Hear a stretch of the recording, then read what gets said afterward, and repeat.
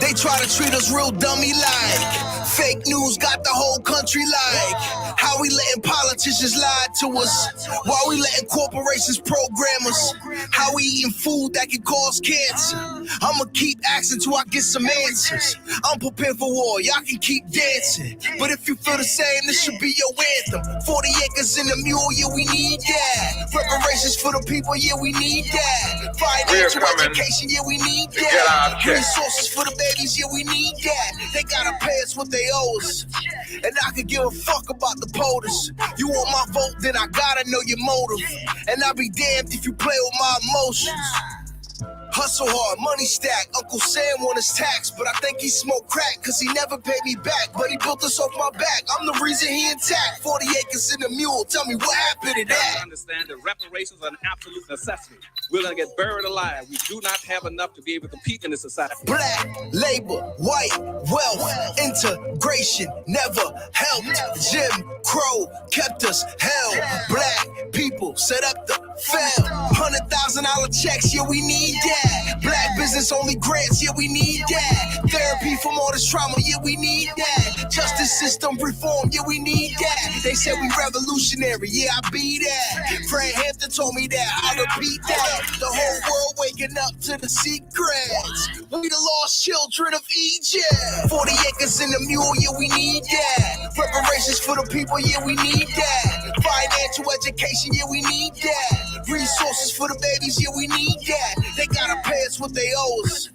And I could give a fuck about the POTUS. You want my vote, then I gotta know your motive. And I'll be damned if you play with my emotions. Yo, like how they gonna say it ain't racism when the actions all point towards racism. They use science to reinforce racism. Johann Blumenbach taught the world racism. The presidents believe, governors agree. For them to build wealth, we had to work for free. How you see another man as your property? A sin like that can't be easily forgotten. We tended your crops while in bondage. Our stock was the key to your wealth. Y'all gon' pay us for that. Red line don't map, y'all gon' pay us for that. Burn down our cities, y'all gon' pay us for that. Medical apartheid, school to prison pipeline. Arrest our fathers and sharecrop my grandma. The list goes on, these are war crimes. So yo, cut that check, it be about time. 40 acres in a mule, yeah, we need that. Reparations for the people, yeah, we need that. Financial education, yeah, we need that. Resources for the babies, yeah, we need that. They gotta pay us what they owe us. And I could give a fuck about the POTUS. You want my vote, then I gotta know your motive. And I'll be damned if you play with my emotions. And for all the people acting like we begging or we just looking for a handout, I want y'all to remember this. 400 years of the most terroristic, horrific, sadistic treatment of a people on planet Earth. Human trafficking, rape, mutilization, hangings, whippings, maimings, and most importantly, forced labor that led to the growth and expansion of this country and corporation we call the United States of America. Never has there been justice and repair for these crimes against humanity and generational traumas. The Jewish, the Japanese, LGBTQ, Ukrainians, Afghanis, Dakas, Asians, and many other groups of people have received money and resources from the federal government for crimes against them. We need our justice too. Who else deserves it more? Who else needs it more? We found money during the pandemic, and we always seem to bail out the big corporations. It's time for y'all to pay us what you owe us. Cut the check. Cut the check. The 5 pillars of reparations according to international law. 1, compensation. Repeat after me. Compensation. 2, restitution. 3, rehabilitation. 4, satisfaction. And 5, guarantee of non-repetition. Clap it up for yourselves. Peace, peace, peace, peace, and love to the Maadian family. I see you all in the building. I hope you had in the words of Baba, an eventful, I'm butchering his last name. I want to say Abimfo Kwamu, but I'm thinking about his dad. So Baba, drop his name in the chat. He's going to get me. I just always call him Abimfo. But in the words of them, I hope you had a black-tastic week. So peace to everyone under the sound of my voice, man. It's Sunday. I know that we're getting ready to start this week. And I pray that your week is safe. I pray that it's productive, safe, positive, and productive. Ashe. And so I see the Maadian families in the building. I see my good sister, Sister Marcia Penda. She said, greetings, everybody, this fine evening. Peace and love to you, beloved. I see the Queen Mother, a beautiful mind, is in the building. She says, peace and love, everyone. I see Baba Amin of the Uhuru Academy. He said, peace and power to all. Baba, I'm glad that you're doing all right. I know I got the word that you weren't feeling good. And then I text you today and you said, I'm back at it. I'm black at it. And so I'm glad to hear that you're feeling better. We need you strong, Baba, because you're a frontliner. So we need you strong. But Baba says, peace and love, peace and power to all. We have D in the building, said greetings to everyone this evening. Greetings to you. I see my brother Knowledge Born Allah is in the building. My brother says, peace, African warrior, sister, Dr. Maat, honors and love to you and the family. He said to you all, like, share, and subscribe. He said, and support this stream. And brother Knowledge Born Allah family will be joining me sometime this week. This brother has some good resources for our community. So he will be coming on sometime this week. So brother Knowledge Born, I know I told you Tuesday or Thursday, so we need to work that out. But peace and love to your Knowledge Born. I see these my E5 twins are in the building. They said a BB Fahodi, a BB Fahodie, so a BB Fahodie to you, a BB to me, a BB Wan Wan to you. It was good seeing you in Baltimore last Saturday, not this past Saturday, but last Saturday. And shout out to the PLM chapter in Florida. So peace and love to your family. I see Robinson Rochelle is in the building, says greetings, peace and love to you. Greetings. It says Kelsey Spotsville. Peace and love to you, Robinson Rochelle. Who else we got in here? Trauma Aladdin's in the building, says a weekdays for this weekdays. LOL. I feel you, Tribal. Peace and love to you. Yes, thank you so much, Baba. My brain was just like, in my mind, I was like, a Benfo Kwame. I'm thinking about the dad, but the son of Benfo, Baba Obadeli Kambon. Yes, that warrior. And he just had the Bibi Tumi conference about a week or two ago. So I do need to check in with that brother to see how he is doing. So peace and love to you. These are my folks that are on the platform. They're on YouTube right now. And I see my IG family is in the building. Peace and love to my IG family. IG family, I can't show you comments on the screen, but if you head on over to YouTube, if you type in my name, Dr. Maat, head on over to YouTube. If you comment, I can show your comments on the screen. But shout out to my IG family who's watching. Family, I ask right now that you thumb up this stream. Thumb it up, thumb it up, thumb it up. And it seems like every time I go live now, I get this signal that says your wireless strength is low. So if I'm a little choppy or if I got to come out and go back in, you already know what's going on. But family, thumb it up, thumb it up, thumb up this stream.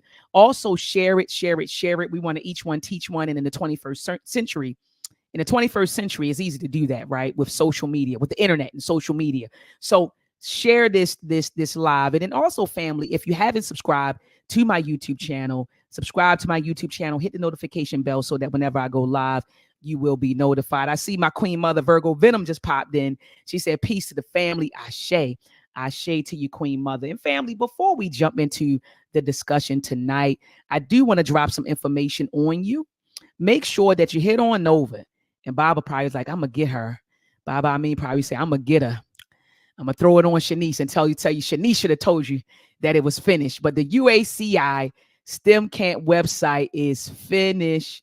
And Shanice did a wonderful job, Baba. She did a wonderful job, Baba. It looks really, really good. It looks really, really good, Baba. Look at this. Our UACI STEM Camp website is up. We are offering a winter cycle, family. We are offering a winter cycle for 1 week.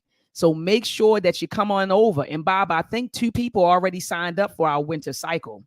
2 people already signed up for the winter cycle. I want to say 2 or 3 parents have already signed up.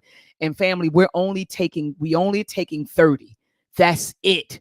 And this thing fills up fast. This thing, okay, she showed it to you last week. Good. Okay, she showed it to you last week. Good. Family, this, and Baba, please let them know in the chat that this fills up fast, especially with all the different partnerships that you and I have. It fills up fast. So family, please make sure that you get your child enrolled in the winter cycle of the UACI STEM camp. Is going to run for 1 week. Your child will be on with Baba Amin and myself. We're going to make sure that they are exposed to African STEM history, cybersecurity, artificial intelligence. We're going to send them a STEM kit. We're going to send them a t-shirt for the winter cycle, and so we're going to have a really, really good time. So we want to make sure that we keep our children engaged over the break. A lot of times Black children get out of school and they're just in the house chilling during the holidays. And that's cool to relax because children need a break too. But we also want to make sure that we keep them engaged. So we're not going to keep them online long. They'll be online with us probably like 2.5 hours a day, which is nothing. Okay.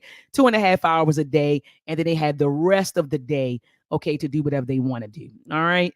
And so you see, family, that this camp is not being sponsored. The winter cycle is not being sponsored by the CAP Center, but we are in partnership with the CAP Center at Morgan State University. So what we're doing is creating a pipeline from this camp through a research center, a renowned research center that focuses on cybersecurity, who has a lot of scholarship and research and internship and job opportunities for our babies. So get your child in this pipeline, all right? And just head on over to UACISTEMcamp.com. I'm going to drop the link in the chat.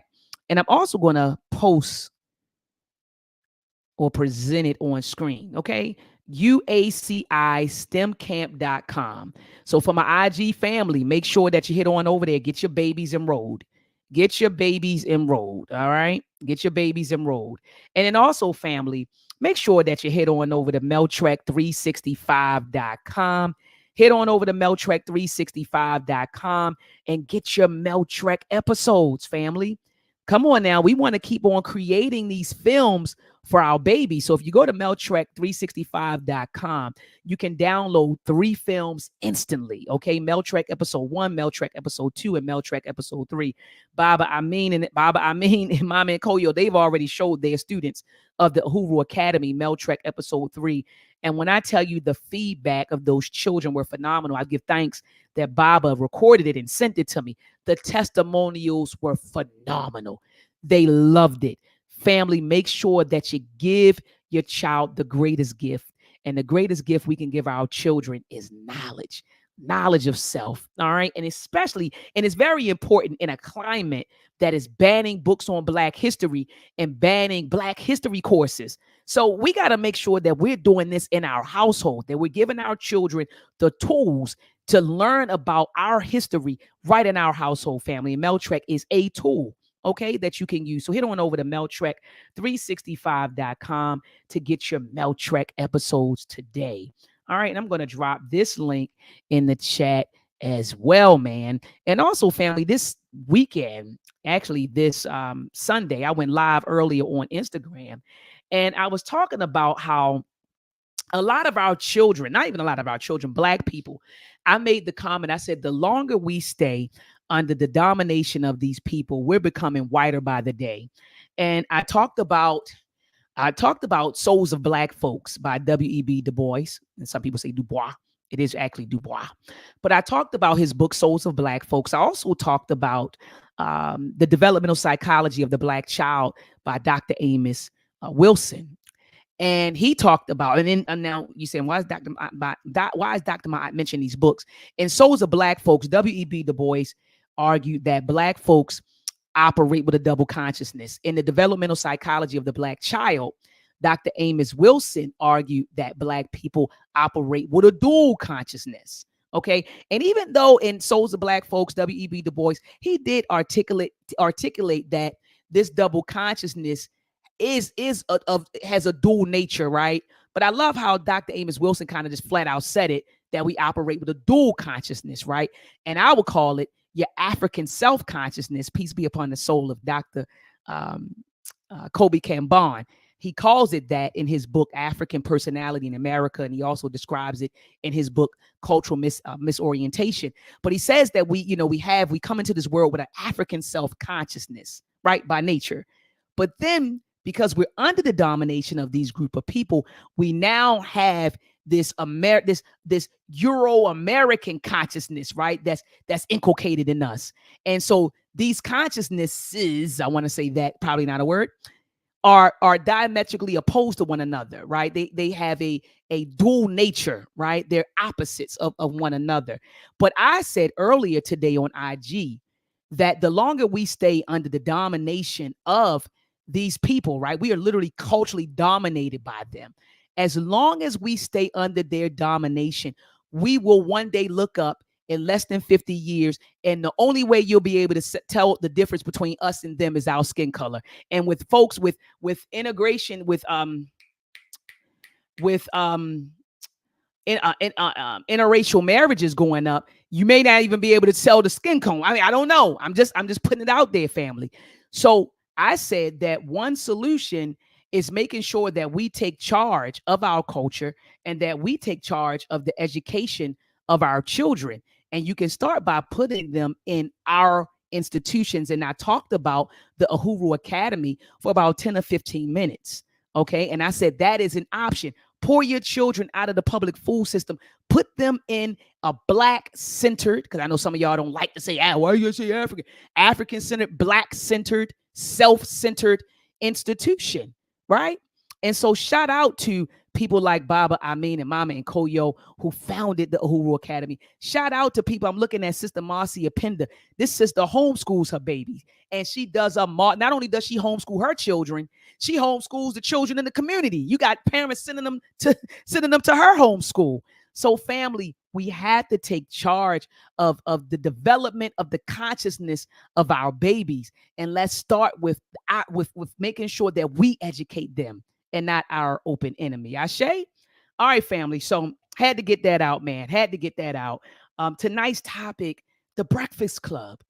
The Breakfast Club, right? So you had Dr. Jill Stein and Dr. Butch Ware. They went on the Breakfast Club. And let me pull it up really quickly. I just want to show you guys. Hold on. Take you to the beginning. All right. Let me share my screen. Okay. So they just went on the Breakfast Club probably like a week or two ago. And family, and for those who don't know who these two people are, they're running for president. So you have Dr. Butch Ware, that's this brother here, and you have Dr. Jill Stein, she's right here, okay, and they're running on the Green Party, okay, they're on the Green Party ticket, and they are running. She's running for president, and he's also running for vice president, okay. Family, I watched this interview, and I was totally appalled at how they were treated. It was nasty. So you had them two on there. DJ Envy was there. Charlemagne, I'm not calling him a god. Charlemagne was there. You know, he was there. And then they had Angela Rye. We know that Charlemagne, even though he's had some criticisms of the Democratic Party, it seems like now they've kind of wheeled him in. Because before he used to criticize the Democratic Party and the Republican Party. And it seemed like it was kind of like he was, you know, very objective, right? Like he didn't have a dog in the fight. But it seems like ever since Kamala Harris, Madam Vice President Kamala Harris started running, it seems like now he's changing his tune. It seems like he's kind of like banging on the Republicans, and he's not really that critical of the Democratic Party. Angela Rye, we already know that she just flat out, she's a Democratic shield. We already know that. You know, she is a Democrat, you know, period. Okay. And she is backing Kamala. And that's her right, right? That is her right. And so I don't, care what their, political positions are. I don't care. I'm at a point, family, where, I accept people for who they are. I used to try to influence and sway folks, influence their political position or religious position. I'm at the point where, where you are is where you are. And I respect that. I may drop a couple of jewels and then keep it pushing. But where you are is where you are. And I respect that, because I learned that you waste a lot of time and energy trying to convince someone, you get what I'm saying? Some people got to make decisions and choices for their, on their own. And so I'm at a point where, I'll drop a couple of seeds and I keep it pushing. And so if you want to stay where you are, that's cool. I'm going to keep going this way. So if you want to go that way, that's cool. I respect everybody's position. I want you all to be great. What I did not like is the way they treated Dr. Butch Ware and Dr. Jill Stein. I have never seen them grill, a political candidate the way they grilled them. And Kamala has been on their show a few times. Like if you just go to the YouTube search engine and you type Kamala on the Breakfast Club, she's been on the Breakfast Club a few times. I have never seen them grill people, even an artist that have come on. Like, they bring on politicians, they bring on, historians, scholars, musicians. I've never seen them grill two people like this in my life. And thank you so much. Sister Marcia Pender said they didn't treat Candace Owens this bad. They sure didn't. They treated them horribly. All right. Horribly, family.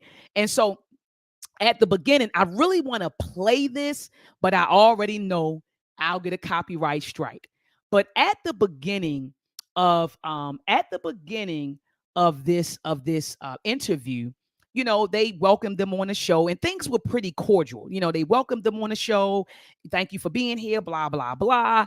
And so they opened up with a discussion naturally about who they are, right? And they're like, I'm Dr. Jill Stein, I'm Dr. Butch Ware, we're running on, with the Green Party. And then she straight out said, this is what she said. She said, we're not funded by AIPAC or big corporations, or she said these war machines. We are a people powered party. That's what she said. We are a people powered party.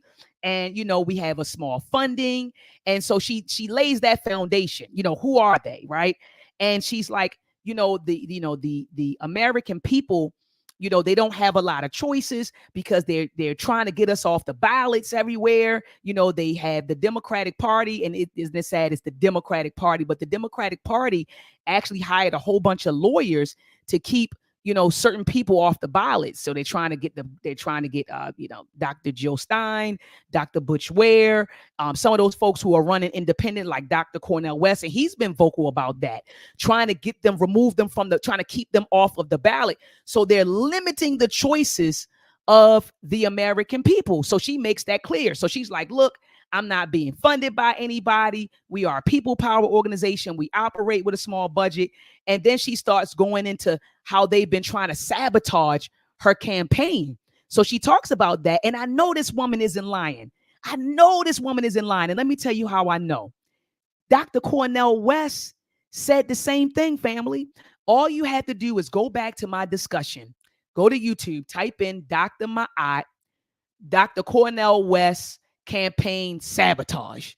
Dr. Cornel West has been very, very vocal about his campaign being sabotaged, them keeping him off the ballot through lawyers, weaponizing the injustice system, right? And I said that on purpose, weaponizing the injustice system to keep him off of ballots. He talked about how they're offering him money and resources and positions to drop out because they're saying that, if he's not in the race, then people that would have voted for him may vote for Kamala. So the Democratic Party, they're doing a lot of undemocratic things. And so anyway, so she talks about that.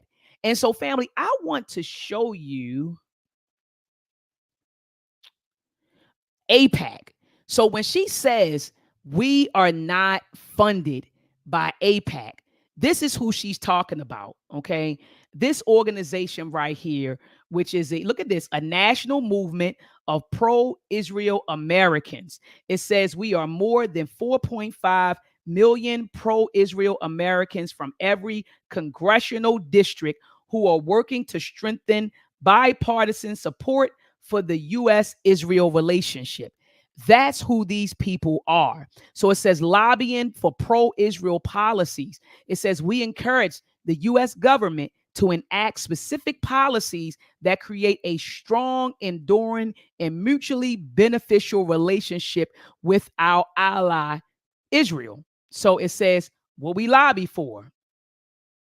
We support pro-Israel policies that strengthen and expand the U.S.-Israel relationship in ways that enhance the security of the U.S. and Israel. It says key issues. AIPAC It says America's pro-Israel lobby. It says closely monitors a broad range of issues that affect the U.S.-Israel relationship. It says over the past 60 years, AIPAC has built a reputation of providing reliable, credible, and timely research and information for decision makers in Washington across the country. So it says browse below to learn about our key issues in AIPAC analysis. Okay. So this is the organization. They're like, we don't take money from them. They also made it clear that they said we don't take money from the war machines. So they're talking about Raytheon. Think about that. Lockheed Martin, Northrop Grumman. Okay. These defense contractors that a lot of our black engineers get degrees and go work for. Come on now, y'all. Don't let Dr.MAAT start telling the truth. That they go and work for, which I always say is the dilemma of a black engineer. That's who the war machines are. They make a lot of money when there's wars. They make a lot of money. They got to create missiles and communication devices. And war is big business, family. War is big business.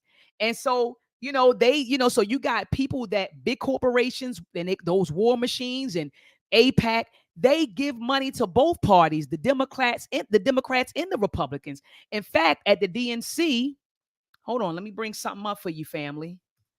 I'm cooking tonight. Let me bring something up for you. DNC, Chris Como. He was talking about, here it is. Here it is, family. Vistaprint prints everything you need to get your brand in front of your fans, like t-shirts, water bottles, totes, and those sweets start. Hold on, I'm gonna bring it over here, family. So Chris Como was on the floor, and you all know who Chris Como is, well, who he is. He used to work for CNN. Remember, he was a CNN commentator, right? And they ended up firing him behind his brother. I think his brother, I don't know if his brother was a governor or what, but I know his brother was like a politician. He got caught up in some sort of scandal. And so they ended up firing him, and he was connected to it, but they got rid of him. CNN got rid of him. But he now works for, I believe the name of the platform is called News Nation or Nation News. Somebody drop it for me in the chat. Marcia, Sister Marcia, let me know in the chat. Chris Como was with somebody named, I believe, News Nation. And thank you, Sister Marcia Pender. He was the governor of New York. So Chris Como's brother was the governor of New York. And so he got into, he was tied to some SA. Y'all know what that stands for. Some SA, cases. He got hit with some SA cases. And I think Chris Como, he used to be a lawyer, so he was trying to help out his brother naturally, right? That's his brother, that's his sibling. And so they ended up firing Chris Como.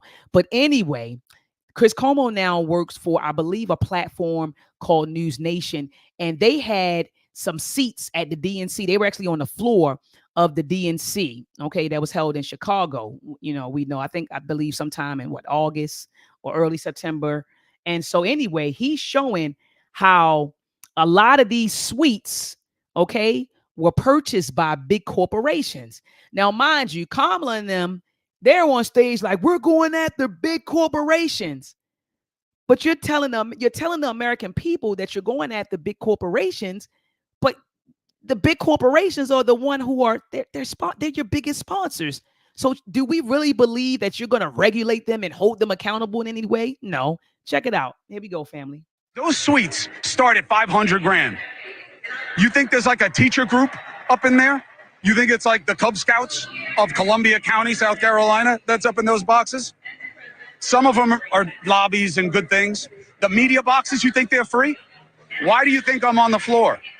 News Nation is not a broke company. Nextdoor is a massive organization. We are corporate media. We don't have one of those boxes because that's the game. You pay to play. Those boxes are filled with the same people that they say they're going to regulate. They are literally looking down on the faithful. Come on, y'all. Come on, family.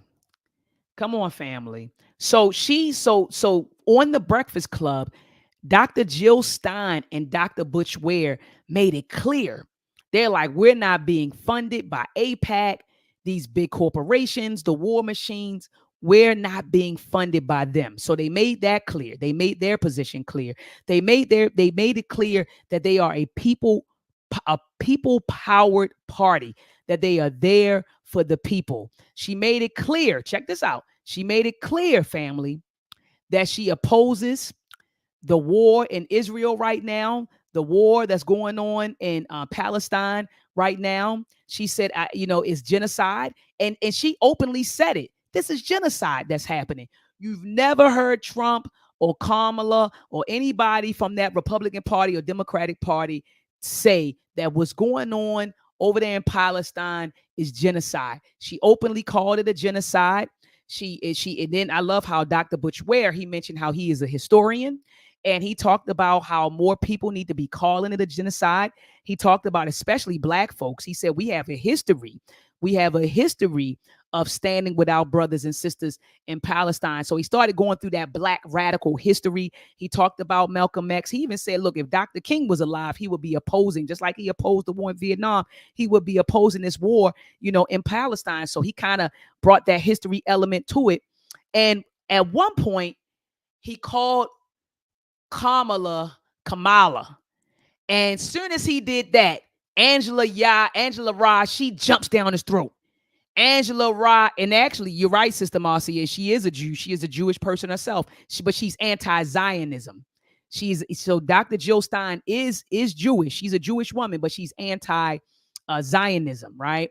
And so, but going back to the point I was getting ready to make. Oh my goodness, I should have never jumped off that point. Now I'm over here like, what was I getting ready to say? Oh, he talked about the Black radical tradition and how we should stay with Palestine. I also wanted to say, and she talked about supporting reparations. Oh no, I know where I was going, y'all. I know where I was going. He called Kamala. He called Kamala Kamala or something like that. And Angela Rod, she used that as an opportunity. She used that as an opportunity, man, to jump down his throat. Oh, you up there mispronounced. And he did it twice. He mispronounced her name twice, and she corrected him twice. And then she's like, brother, don't do that. You can at least get her name right. And he was like, well, look, I wasn't trying to disrespect, Kamala in any way. He said, I wasn't trying to disrespect her. He even explained himself. He said, when you're used to pronouncing, a name, her name a certain type of way, he said, it's kind of hard for me to stop. And she was like, yeah. And then you sitting over there with the other, show, so basically, calling him out because he's a Black man sitting next to Dr. Jill Stein, who is a white Jewish woman, as opposed to standing with Kamala. So she used that, him mispronouncing her name. Did you catch that, Sister Marcia? Sister Marcia, I got to bring you up here, Queen. You got to get up here with me. But that's what he did. So he explained himself, and, she kind of jumped down his throat. He's like, I didn't mean to I didn't mean no disrespect. He said, I was just, I mispronounced her name, my bad. I'm used to pronouncing her name, and I can empathize with that. I can empathize with that because I'm an educator. Sister Marcia, you an educator. Baba, I know you in the building, you an educator. I mispronounce names all the time. And my students will say, Doc, my name is such and such. And I'm like, when you're dealing with 100 students, yes, sometimes you mispronounce the person's name because you have been accustomed to saying that the name a certain type of way. And some of my students had to tell me more than once, Doc, my name is so-and-so. And I'm like, oh yeah, you did correct me on that. But I didn't mean any disrespect. So I can understand, I can see where he was coming from. He wasn't trying to be disrespectful when he did that. And so the conversation goes on. And so then here go Angela Rye. She's like, who are your allies? Who are your allies? Who are your allies? You all have these policies that you say you want to pass, that are, for the people. But how are you going to get them to pass? Who are your allies in the Senate? Who are your allies in the Congress? Kind of like, basically kind of coming at them like, y'all don't have a chance in hell to pass any of the stuff that you're talking. We don't believe you. You're going to lose type of thing. She didn't say that. But she kept coming at, who are your allies? Then she started bringing up stuff about Dr. Jill Stein, things she read, you in cahoots with Russia and you know, and you've lost. You ran for governor, lost. Ran for the president, lost. So started bringing up, you know, her record and saying how she's always losing. Why should people even trust that she can win an election? Because she never. They have never done this to anybody, family. They have never done this to anybody. Started bringing up this rumors that was put to rest about this woman. They reinvigorated some of those rumors that were put to rest, some of those claims, those false claims about her that was put out there that were put to rest. They reinvigorated those claims, brought them up on the Breakfast Club, and you see that this show has how many views? About 220,000 views, but brought up this, you know, in front of their audience, then talked about how she lost all the elections. And so why should the American people trust her? And so when she did this, Dr. Jill Stein clapped back. And I am going to let you all hear that. Dr. Jill Stein, she clapped back. And she was like, you're repeating white supremacist talking points. Whoa! When she said that, I started screaming. When she said that, I said, ah! I started screaming. She looked that woman in the face. Yes, that black woman, that black, you know, they say all skin folk ain't kinfolk. And she said, you're repeating, she said, white supremacist talking points. But it was true. And so Angela Rye was like, I don't understand how you can talk to a woman of color. I'm a woman of color. And you can tell me that I'm repeating white supremacist talking points. Sweetheart, you were. The stuff that you were saying were white supremacist talking points. They were. And so she started getting offended. Like, how dare this white woman tell me, you know, that I'm repeating, you know, race, white supremacist talking points. But she was. That's a fact. And so you do have black-faced white supremacists. That's the reality. You do have black-faced white supremacists. They exist. So what is a black-faced white supremacist? A black-faced white supremacist is a person who looks like they're black. They look like they're black, but they operate with a Euro-American consciousness. They spew Euro-American views and ideologies, and they work in the best interest of the Euro-American power structure. They do. And that's white supremacy. That's white supremacy. And so Rye, she's sitting up there repeating stuff that white folks say, you know, that white folks have said about the Green Party, the things that white folks have said about Dr. Jill Stein, the things that white folks have said about Dr. Butch Ware, and she got mad. But let's play the clip, y'all. Let's play the clip, y'all. I gotta find it, but it gets heated. She got mad. Hold on. This is Deval Patrick. You lost. In 2012, you ran against this country's first black president with... Respond. Yeah. This is the framing of the empire. Enough for peaceful protest. And you lost. In 2004, you ran for state rep. So she's going through her record. You lost. Family, tell me if you can hear it, y'all. Tell me if you can hear it. She's saying you lost. Here we go. Hold on. Representative in Massachusetts, you lost. In 2006, you ran for Secretary of the Commonwealth. You also lost. In 2010, you ran for governor again, this time against the first black governor in Massachusetts, Deval Patrick. You lost. In 2012, you ran against this country's first black president and you got just less than 0.5% of total votes cast. In 2016, you ran against Donald Trump and Hillary Clinton, losing significantly with 1.4. When have they ever done this to anybody? Think about, do y'all hear what's going on? You lost. Here we go. 4 million votes cast for you, but 0 electoral college votes, which I agree with y'all needs to be abolished. But 136 million people voted. And you lost that election as well. So I want to know what the pathway to victory is for you in 2024. It can't just be. I'd like to provide a different phrase. Shut your mouth. Watch your fucking mouth. You hear that? They cursing now. Watch your effing mouth. That y'all. I hope y'all catching this. I want to provide.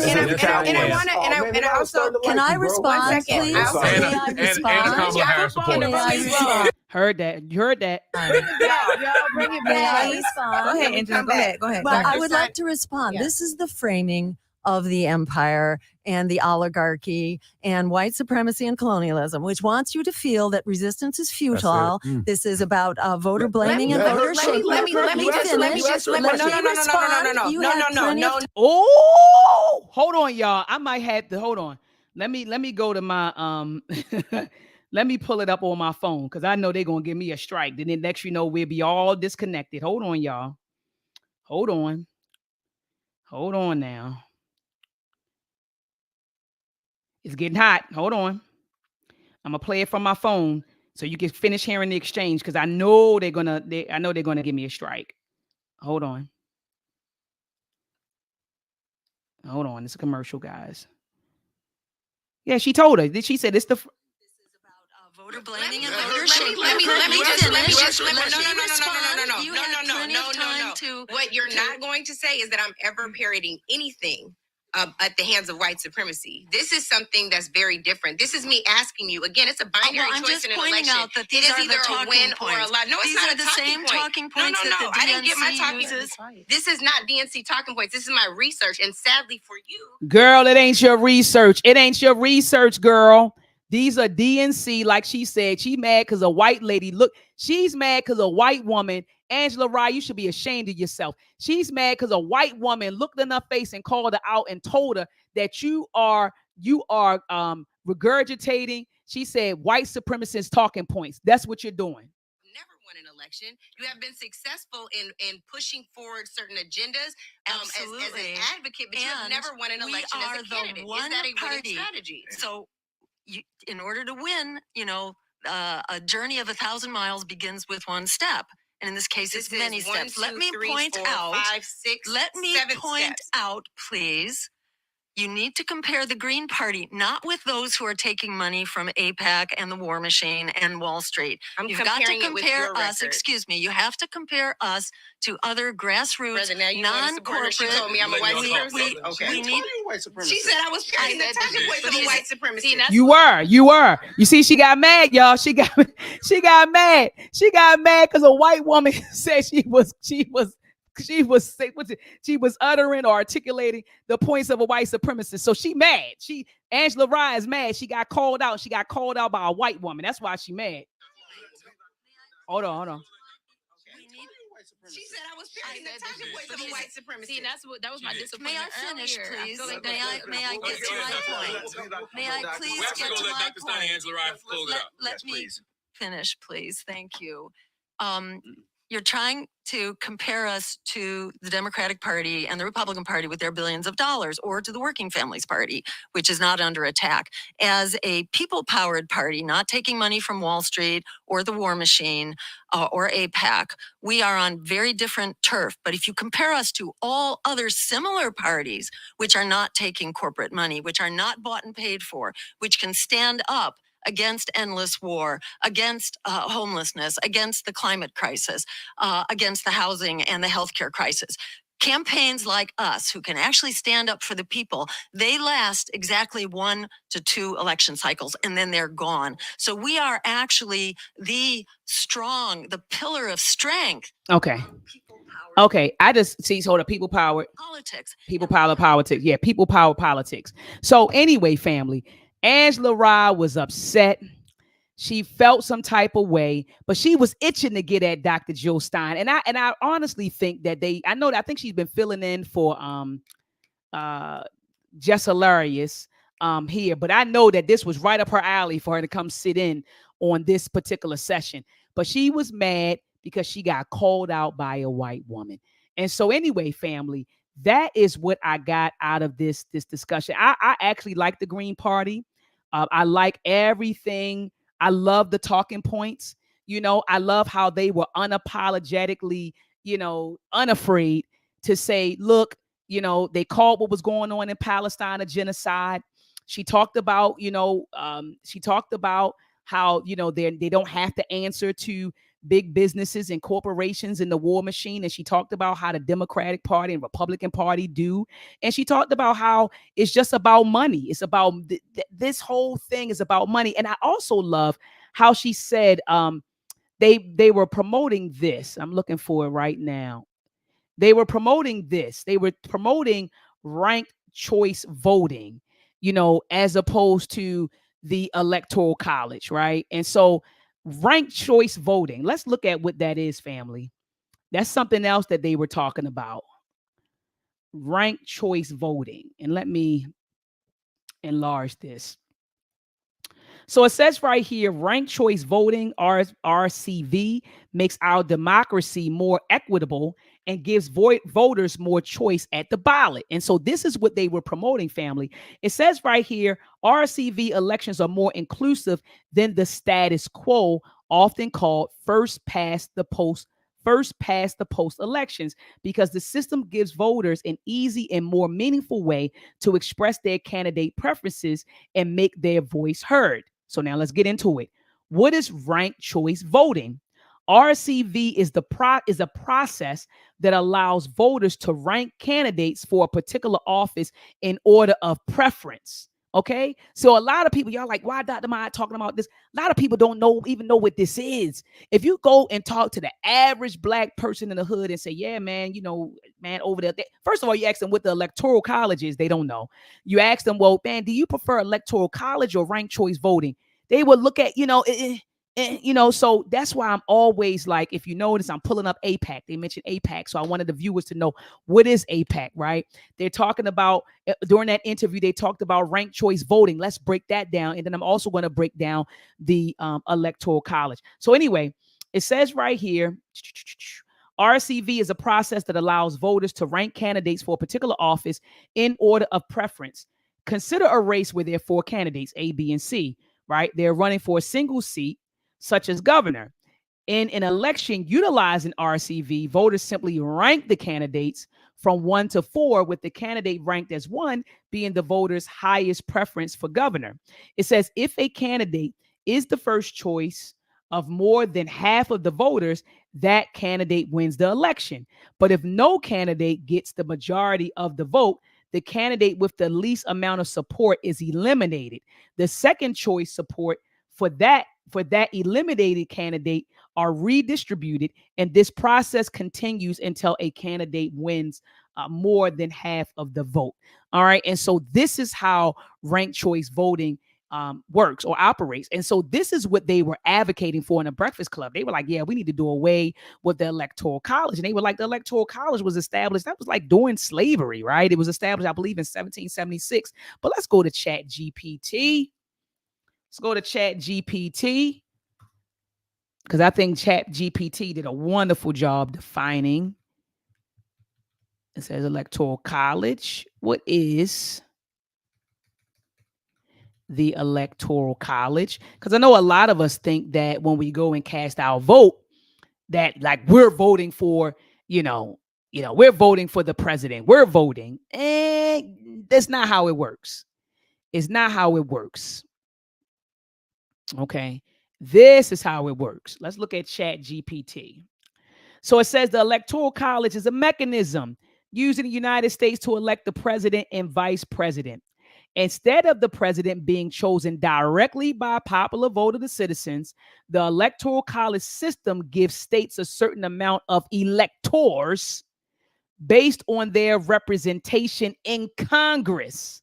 See, y'all think, oh, I voted for the president. I vote. No, what you're voting for, look at this. You're voting for, so it says the electoral college system, it says the states, they have a certain number of electors based on their representation in Congress. So the candidate who wins the majority of the electoral votes, at least 270 out of 538, becomes the next president. This is how it works, family. This is how it works. So it says, here's a breakdown of how it works. Allocation of electors. Each state has a number of electors equal to the total number of senators, always 2, and representatives, varies by population. It says Washington, D.C. also has 3 electors. So it says how electors are chosen. On election day, citizens cast their votes for a presidential candidate. We do, right? So it says in most states, the candidate who wins the popular vote in that state gets all of its electors winner takes all system. It says Maine and Nebraska are exceptions. They use a proportional system. So then electors cast their votes. In December, after the general election, the electors meet in their respective states to cast their votes for president and vice president. These votes are then sent to Congress. Congress confirms the result. So it says in early January, Congress meets at a joint sessions to count the electoral votes and officially declares the winner. So it says right here, key points. A candidate needs 270 electoral votes, a majority of the 538 votes to win the presidency. So electors are typically pledged to vote for the party's candidate. Through the rare cases, some may vote differently, called the faithless electors. So it says this system sometimes leads to a situation where a candidate can win the popular vote but lose the electoral vote. Didn't that happen? It happened in 2000, and then it happened in 2016, where the candidate will win the popular vote, but then they won't win. Thank you, Mama Rashamella. She said Hillary Clinton had many votes. Yes, she did. And Trump won. Yep, yes, she did. Facts.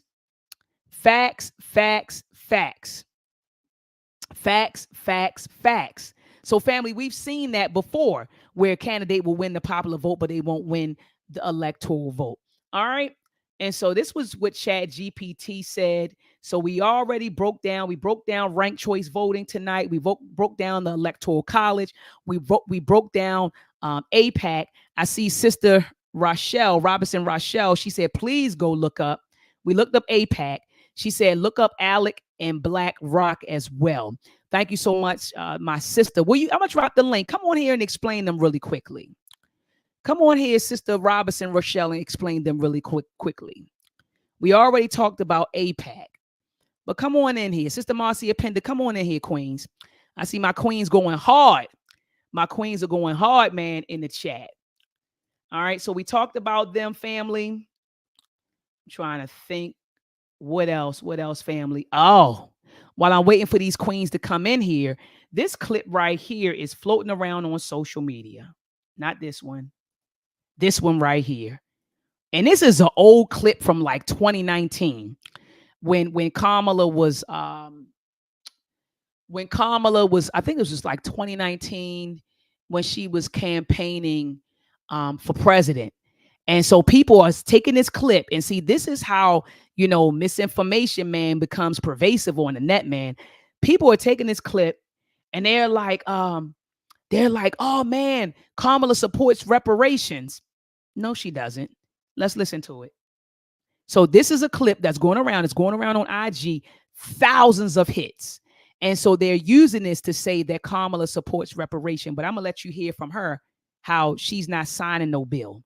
She's not signing the bill. Here we go. We know that when they are using the Department of Justice in a way that is about politics and not about the pursuit of equality and application of the laws equally to all people, we know this is not justice. This is an injustice. When this country incarcerates more people than any other country, America must admit it has a problem of mass incarceration.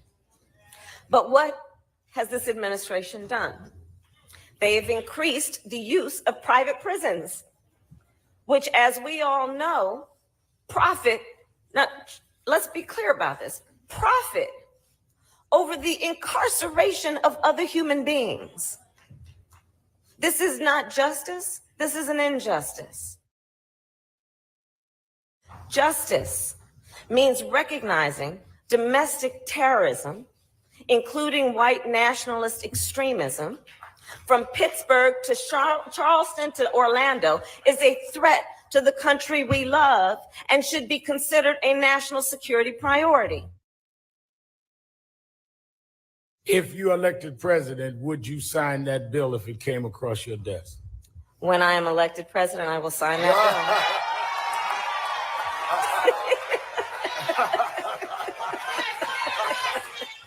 bill. They call that turn the beat around. Senator Kamala Harris, thank you. So now people are circulating this clip and saying she supports reparations. And let me tell you where this clip is from, family. It says U.S. Democrats presidential contender Kamala Harris told a conference of Black activists, it says on Friday, that when I am elected president, that she would sign a bill backing a study of reparations for the descendants of slaves at Reverend Al Sharpton's National Action Network conference in New York. All right. And so this was like 5 years ago where she said that she would do it. But you know that Kamala, and I see the queens in the backstage. I'm going to bring you queens on. Give me 2 minutes just to wrap this point up. But you already know that she turned around and this is what she said. Hold on. Black people. Do you support reparations for Black people? And you know that she flip-flops a lot. So that was in 2019. She told them, I'm going to sign the bill to study it or to examine, right, slavery and the issue of reparations.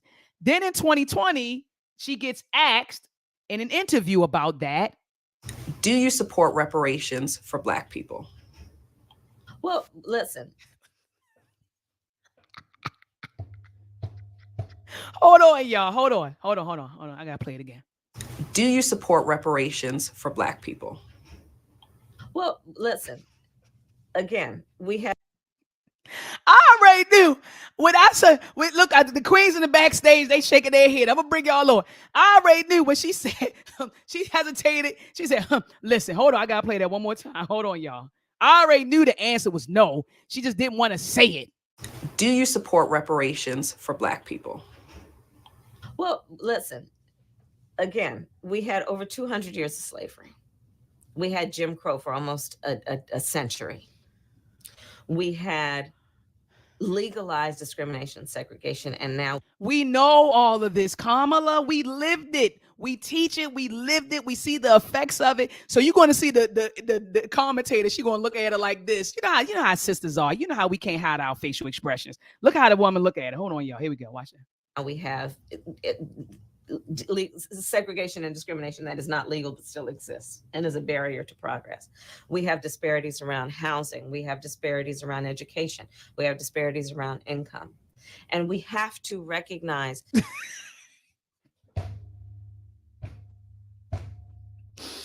see how she looking at her? She looking at her like, I smell, you know what I mean? Like, that's how she looking at her like, answer the question, right? She's answer the question. That everybody did not start out on an equal footing in this country. And in particular, Black people have not. And so we have got to recognize that and do something about that and give folks a lift up. That's why, for example, I'm proposing the Lift Act. Oh, Lord. Oh, my goodness. What's that? High tide lifts all boats. Oh, my Jesus. Give people who are making $100,000 or less as a family a tax credit, which will benefit and uplift 60% of Black families who are in poverty. So by default, it affects Black families, but there's not a particular policy for African Americans that you would explore. But no, if you look at the reality of who will benefit from certain policies, when you take into account that they're not starting at the same place and they're not starting on equal footing, it will directly benefit Black children, Black families, Black homeowners, because the disparities are so significant. So if we focus on the specific issues that have resulted in the greatest disparities, and we understand that that's part of why we're doing it. Listen, the reality also is this: any policy that will benefit Black people will benefit all of society. Let's be clear about that. Let's really be clear about that. So I'm not going to sit here and say I'm going to do something that's only going to benefit Black people. No. Hold on. So I'm not going to sit here and say I'm going to do something that's. Hold on. But she just said, hold on, y'all, because Dr. Maat ain't crazy. I know I'm not crazy. She just said, hold on. She just said $5 spatula on Amazon. Hold on. Let me bring it on over here. We just heard her say, y'all Dr. Maat, she just be hating on this woman. Hold on.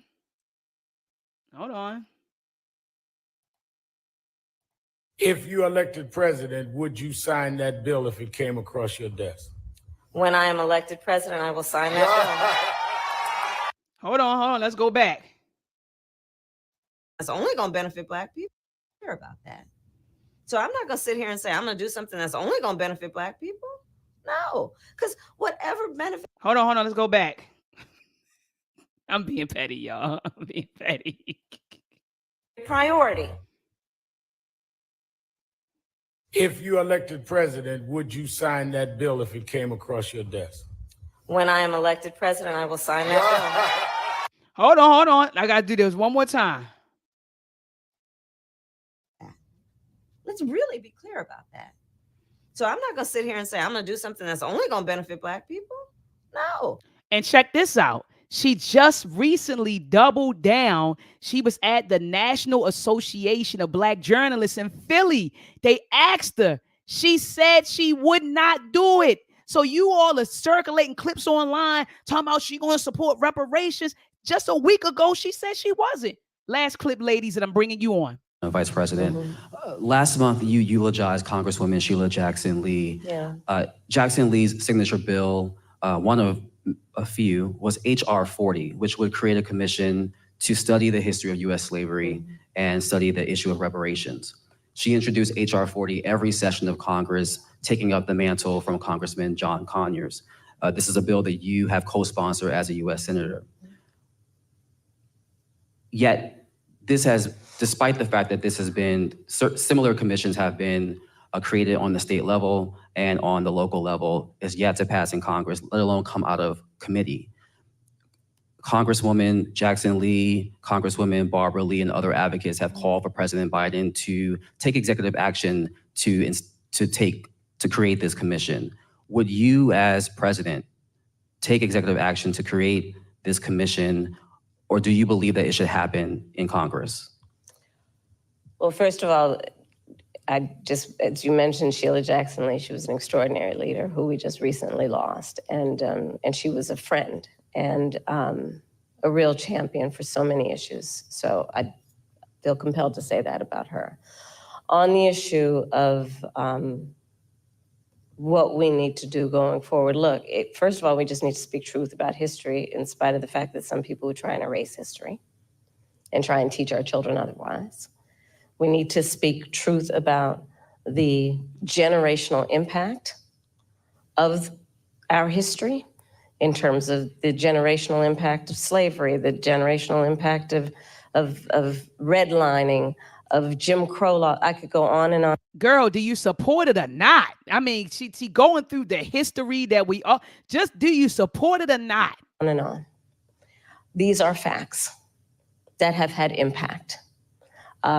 And we need to speak truth about it. And we need to speak truth about it in a way that is about deriving solutions. And frankly, I think that we, and part of that is studying it to figure out exactly what we need to do. But part of what we can do right now is, for example, what I'm talking about in terms of building an opportunity economy, which is addressing explicitly the obstacles that historically and currently exist and dealing with them. Student loan debt, medical debt, bias in home appraisals. What we need to do in terms of dealing with an issue that I have championed for years, Black maternal mortality, which is the fact that Black women are 3 to 4 times more likely to die in connection with childbirth than other women. And we know that the reasons for that include disparities that pre-exist her pregnancy, including disparities that exist in the system during her pregnancy. So all of those things must be addressed. Do you have a position on whether that should happen, this commission should happen through executive order or via Congress? I think Congress ultimately. Just heard what she said. They already said that it has been no movement on Congress. They mentioned it. They said it's been zero movement on the bill. And she's saying with all these things that need to happen, but I'm going to leave it in Congress. Listen to her. It will have the ability to do this work. I'm not discounting the importance of any executive action, but ultimately Congress. Because if you're going to talk about it in any substantial way, there will be hearings, there will be a level of public education and dialogue that And I think that was part of the spirit behind the congressional action thus far, to ensure that everyone can participate in this conversation in a way that elevates knowledge about history and the reference points that have that are the impetus of this conversation, especially again when people are trying to deny history. So she said she would leave it in Congress. She would not sign the bill. When people are, so-called leaders are saying that enslaved people benefited from slavery. I mean, let's talk about the delta here in terms of the work that needs to be done. It's profound. Madam Vice President, I want to move. Okay, so she just told you that she's not going to sign it, right? But about 5 years ago, If you elected president, would you sign that bill if it came across your desk? When I am elected president, I will sign that bill. and now she's telling you 5 years later, nah, I'm just going to leave it in Congress. All right, I'm done, y'all. I'm done. I got to bring the queens on. I see my sister Marcy Appendix in the building. I see my girl Rochelle Robinson is in the building. Peace to the queens. How you doing? Hello. Greetings, greetings, greetings. Greetings. Doing So well. what are your thoughts? What were your thoughts on that Breakfast Club interview, with Dr. Butch Ware and Dr. Jill Stein? I want to start there. And then I do want to open up the floor for my sister Rochelle Robinson to talk about those other organizations that I'm not privy to. You talked about ALEC and BlackRock. And so I do want you to break those down. But before we do that, what were your thoughts about the whole Breakfast Club interview? What were your thoughts on? Well, it was a clear hit to me on the Green Party. They brought in their folks, their shields to give these talking points that they are definitely white supremacist talking points. That's what they are. And I was very disappointed in Angela, even though I don't really follow her. I mean, I know she's all in the Congressional Black Caucus and all of this kind of those circles of gatekeepers that are not about the working class folks anyway. But the way she performed on that particular show, I was just appalled, absolutely appalled. Mm-hmm. And Dr. Ware held his own. I'm so glad he brought in the radical Black tradition and pulled some cards and some names and brought it all back to center, because they were going all off into stuff that no, they are purposed in a movement that's about the people, not what you all are talking about. And notice they never refuted anything they said. Whenever the only thing they had was say, "Oh, you mispronounced her name," because you didn't have anything. They talked about Israel, nothing. No, and that's what people do with that are supporters of neoliberal Democrats and Kamala and everybody else. They never have anything. Well, what is she going to do? What are you going to do? We know both of these parties are two arms of white supremacy. That's what they do. That's what they are. They're not going to do anything else. And technically, the hidden government elects the folks anyway. She was put there for a reason. She's put there for a reason. Okay? So, to the degree that I don't know how the spell of our political ignorance, and I was ignorant too. Heck, I campaigned for Barack in 2008. I campaigned for Barack in 2008. As soon as he was elected, and I saw that he brought those same crooks from the housing crisis into his cabinet, I was positively disillusioned with the whole process after that. I knew then. I said, "Oh my gosh, now I see." And so since 2012, I've been voting for Jill Stein ever since. Ooh, and I got to bring you back. Remember, you and I were talking on IG, and I said, I want to bring you on just a show where you and we have a discussion of what that was like working, in that Barack Obama campaign, because you got the inside track. You were right there. You see how it works. And so a lot of us don't have that knowledge and that experience. So I do want to bring you back on to kind of break that down. Absolutely. And I was just a canvasser, I was in that circle, but I wasn't anything high up, but I was able to see how, how ground level politics works. Yes. Absolutely. Yeah. Sister Marcia Pender, what are your thoughts on the Breakfast Club interview when you watched it? What were you thinking about? Well, I saw the announcement for who was going to be on like a couple of days before, and I was super excited because I've been following Dr. Butch Ware for about a year, and his Instagram and videos that he put on YouTube and stuff like that. And I was secretly hoping that Jill or Dr. West would bring him on as a running mate if he didn't run on his own. Wow. And so when she brought him on, I was just like, oh yeah, that's a smart woman. She scooped him up. He is radical. That's what we need for a movement like that. I thought the conversation would have been more productive in the sense of, conversation. I mean, it's not like they haven't had politicians on before, right? And Right. they've never gone this hard like that before. I thought they would be open-minded and just, give her the floor to kind of explain an alternative, especially since Leonard, which is what I'm gonna call him.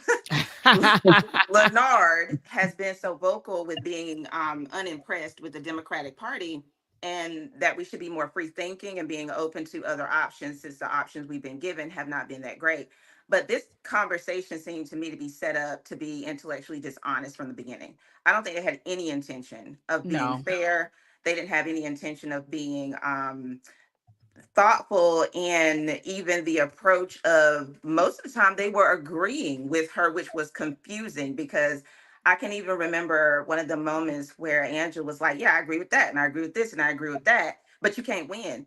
But how? If you agree with it all you have to do is just choose to vote like a different way. So like, I'm not understanding, if you agree with someone and you haven't disagreed literally about anything, I'm not understanding why you're so committed to being married to the man who keeps beating you down. So, it really seems like she was committed to being in this battered woman syndrome. And she can't leave her man.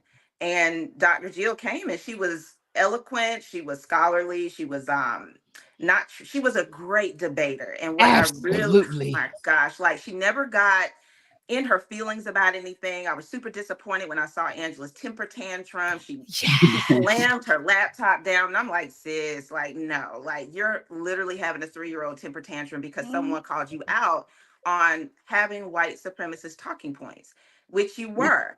And, and like another final point I'll make about that too, though, is I do know we're all smart enough to realize that we know that there are definitely white people who are mispronouncing her name intentionally. Like they absolutely know her name is Kamala at this point.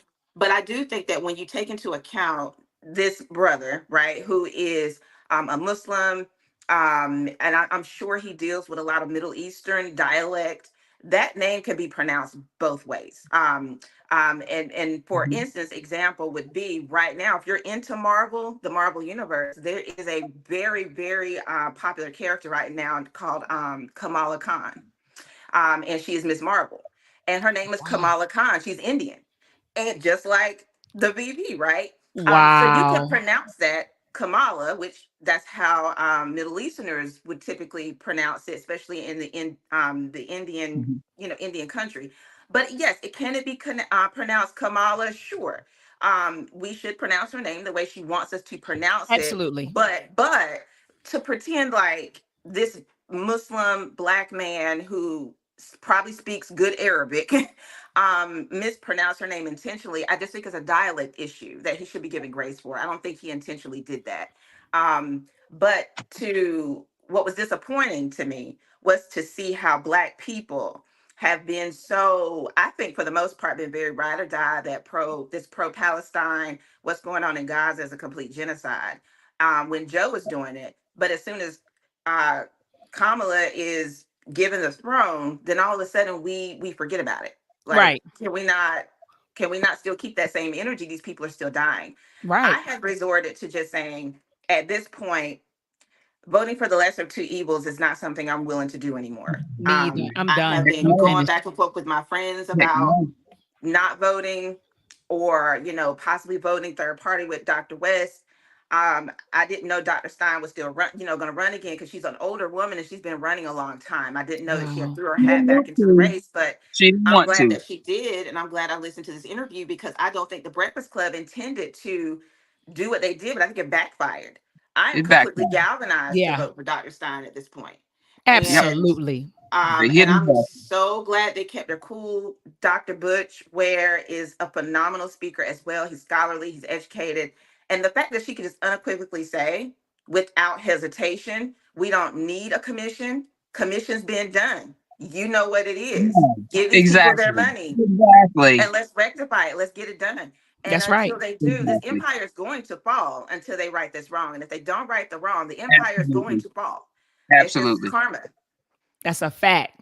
That's a Mhm. fact. Thank you, Mhm. Queens, for your opinions on your opinions on the interview. And I share your same opinions. I share your same feelings and thoughts. So, Sister Rochelle, my sister, tell me about those organizations. And I just Googled them, by the way, that you mentioned Mhm. in the chat. You said Alec, and I hope that I did find the page of the organization. That is the American, hold on, the American Legislation. Oh, I think I'm butchering. I'm looking for it. Hold on. Where is it?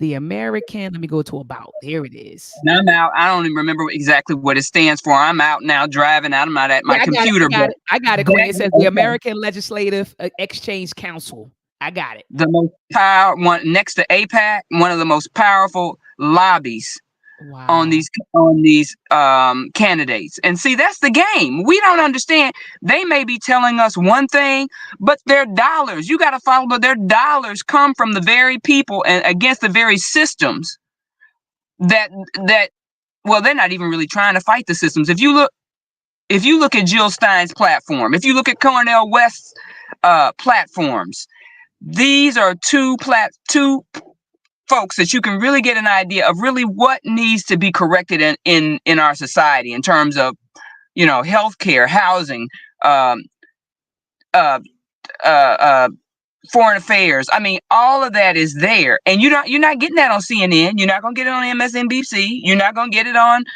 Fox. They do not do this. All of that is controlled by the same group of folks. And BlackRock is this organization that this company that is just blown up now. They're the ones buying up all the houses. See, after the savings and loan, not savings, I said savings and loan. After the housing crisis in 2008, they bought up all the homes they displaced folks with, and they're buying up tons of houses in the Atlanta area. See, they don't want folks owning homes. They want to be major, what do you call those folks that rent? They want everybody renting.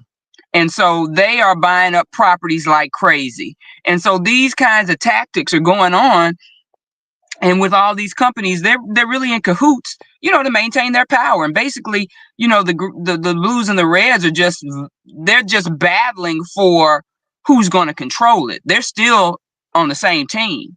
They're just battling for which party is going to have the control, which 1%, which elite group is going to have the control to do what they want to do with the economy, the society, the world. And I mean, it's almost like that blue pill, red pill thing. It's like our cultural consciousness stuff. Some of us that were blessed to have been awakened, the same thing has got to happen with the political awakening as well. Because I don't think technically, we should. I'm from the Dr. Claude Anderson school of having a black voting bloc and all that. Yeah. But until we get the kind of education in our heads and understand the history politically and how this whole thing has happened, and not to mention start learning about how the banking industry started with the Rothschilds, I'm just learning this. I'm learning every day. And I'm telling you to blow your mind. IMF and the Rothschilds and the World Bank, and it just will blow your mind. So until we have some understandings of those kind of things, it's going to be a challenge for us to rally together to even have a block like Dr. Anderson talks about, where we quid pro quo these folks and say, look, you do this. If you don't do this, we don't back you. You know what I mean? We don't have that kind of leverage right now because we don't have the unity to do it. And we know we don't have the unity because we are, psychologically damaged, and we can go on and on. But I mean, that's really what it is. It's something. It's sad. And us as sisters, we're black women here. So, I mean, I can tell you, I don't have many friends that think politically like I am. They own that Kamala wagon, baby. So, we're really kind of, and I'm in the Midwest, so you can forget about, you really can forget about it. So, I mean, we just, we don't have It's growing though. I mean, because I think, like you said, the Breakfast Club show, I think it turned a lot of people off on them and onto them and turned them onto the Greens. I didn't realize like that ADOS didn't know. I didn't realize a lot of people didn't realize that the Green Party has always had that reparations, at least all for the last 12 years that I've known. They've had reparations on their platform. Now it might have been the last point, but it was on there. People really knew that. But if you're just getting your news from the major funded corporate news outlets, they don't give them the airtime. They don't give them the play. They don't want people knowing about what options are available, you know? Right. And so it's sad. It's sad, but it's also changing. what they do is they take just enough from the Democrats take just enough from the Green Party to keep them sort of like not winnable, if that makes sense. Like they'll take the reparations part, or they'll take the stuff about free student paying off student loan. I didn't know all that was part of the Green Party. AOC took all that stuff. Yeah, AOC took all that only for her to become a part of the establishment now, which is completely disappointing. Disappointing me big time. Yeah, she's absolutely. completely disappointing at this point. So I mean, it's almost and in reality, I mean, we just have to keep struggling. In reality, I mean, the kind of revolution that really would have to happen outside of our spiritual and cultural revolution is that labor. There has to be a major labor movement against these corporate. That's the only thing that they're gonna really understand. You see what I'm saying? Because they're cracking down. It's so fascist now. I mean, they cracking people's heads on universities, and they're preventing people from protesting and all that.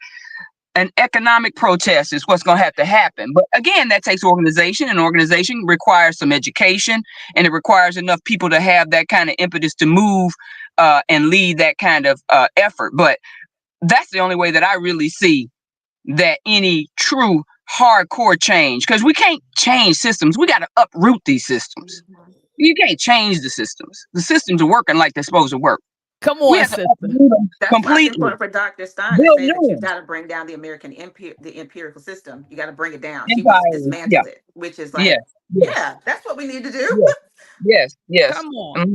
But again, we haven't talked about the fact that we got a bourgeoisie class of Black folks. I grew up in that bourgeoisie class, and I'm not even going to say. When I started coming into cultural consciousness in 1989, when I came out of college to New York and had the blessing of staying with friends of family that took me to see in person Dr. John Henry Clark, Dr. Joseph Yakinen, and Dr. Ivan Van Sertima. I had just got out of college. I said, what the heck did I go to college for? I didn't learn any of this. What is going on here?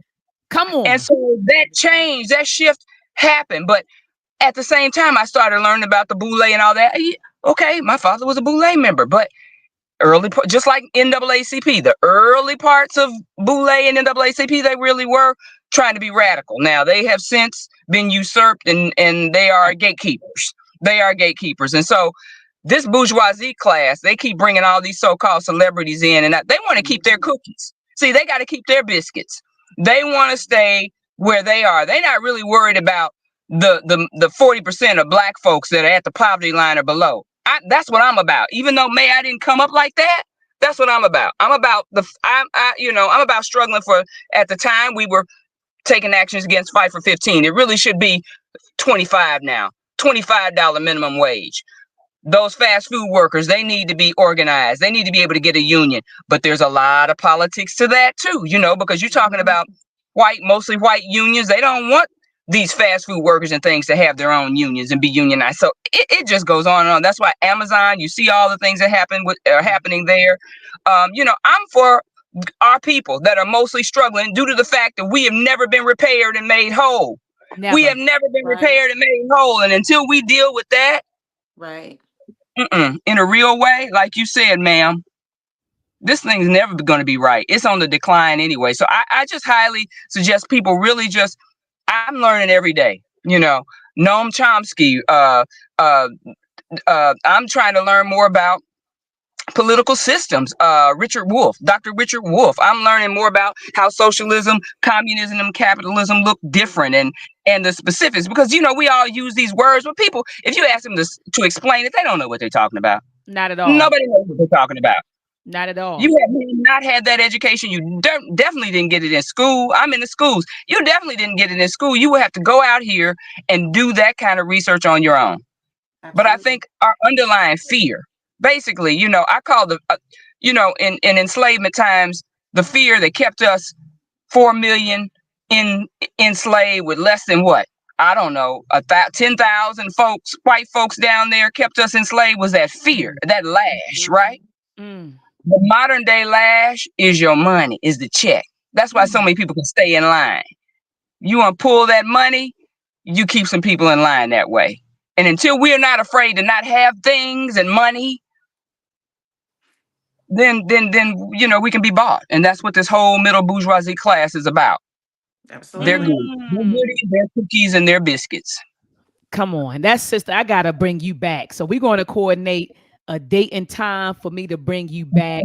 You are powerful. I love your mind. I love your spirit. I thank you for our DM exchanges because you'll send me videos like, "Did you see this?" And I'm like, "No, I didn't see that." And so you Girl, I'm a constant student. Yeah, I'm about to say you keeping me up. You keeping me up on my game, and I appreciate that. Iron sharpens iron, and I appreciate that. So my sisters, I'm gonna let you all go because I'm getting ready to announce the tap dancers of the week. So stay tuned, my sisters. Okay. Stay tuned, sisters. I don't want to do it while y'all on here. I'm gonna just put y'all back, yeah. But I'm getting ready to get out and start dancing. Come on. Let's go. Let me take y'all out. I'm gonna take y'all out for this part. All right, family. So tap dancer of the week. Tap dancer of the week goes to Charlemagne, Leonard, and Angela Ride. They are the tap dancers of the week. Charlemagne, Angela, hit up your girl, Dr. Maat, so I can give you a pair of new tap dancing shoes.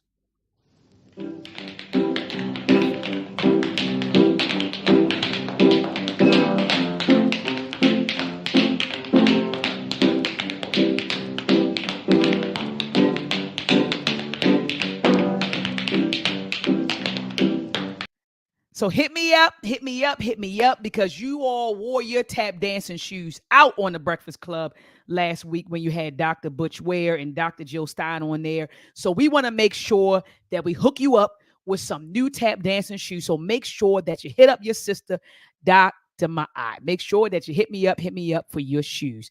Family, before I get out of here, got to make a couple of announcements. Make sure, family, that you get your child enrolled in the UACI STEM camp, the winter cycle. Get your child enrolled in that ASAP, okay? Get your child enrolled in that ASAP. All right, so we have the website up. You can come here, click on the registration link and get your child, registered, okay? And we only have 30 slots. So make sure that you get your child enrolled in the STEM camp for 1 week during the winter break. We'll be on with your child online. It's virtual. We'll be online with them a couple of hours a day. They'll be exposed to African STEM history, cybersecurity, and artificial intelligence, okay, that week. So make sure that you get your babies enrolled. We got to make sure, family, that in this world that is increasingly becoming dependent on technology, that our children have STEM-related skills to enable them to compete. And someone got mad with me today. They said, Dr. Maat, what do you mean compete? You should say cooperate. And I asked the person, I said, what world do you live in? Everyone is competing. And as Dr. Claude Anderson says, people are competing for resources, wealth, and power. And you want us to cooperate. Well, hell, Black people have been cooperating for centuries. We need to be able to compete, and we got to start competing by making sure we can start competing by making sure we arm our children with the mindset, the tools, and the skills to compete. So make sure that you get your children enrolled in UACI STEM camp. Also, family, make sure that you head on over to MELTREK365.com to get your MELTREK films. If you go to MELTREK 365, you can get all 3 films today. MELTREK episode 1 teaches our babies that our history does not begin with slavery and colonization, but with greatness. MELTREK episode 2 teaches our children about the brown civilizations, the Black and brown civilizations that were here in America prior to the arrival of Christopher Columbus. MELTREK episode 3 teaches our children about the origins of the transatlantic kidnapping trade. And so, family, make sure that in this climate where they're banning books on Black history, where they're banning curriculum on Black history, that you are in the household exposing your babies to these tools. So head on over to MELTREK365.com and get your MELTREK episodes today. Family, I thank you tonight. I thank you, family. I thank you for your time, your mind, and your behind, because you could have been anywhere else, family.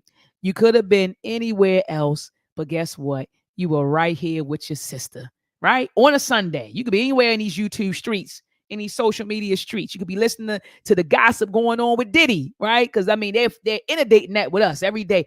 Did you hear about the 14-page indictment? This person, that person, the celebrities list. They've been kind of inundating that with us. And so you could have been anywhere watching that, but you were right here getting fed. You get what I'm saying? Mentally and spiritually. And I thank you for that. So family, make sure that you tune in next week, same time, 7 p.m. Eastern Standard Time. All right. 7 p.m. Eastern Standard Time. Every Sunday, your girl will be live, at least for an hour, hour and a half every Sunday. Okay. At 7 p.m. Eastern Standard Time. It's family in Eastern Standard Time. Family, also make sure that you subscribe to my YouTube channel, hit the notification bell so that whenever I go live, you are notified. And before you get out of here, family, only thing I ask you to do is thumb up the video.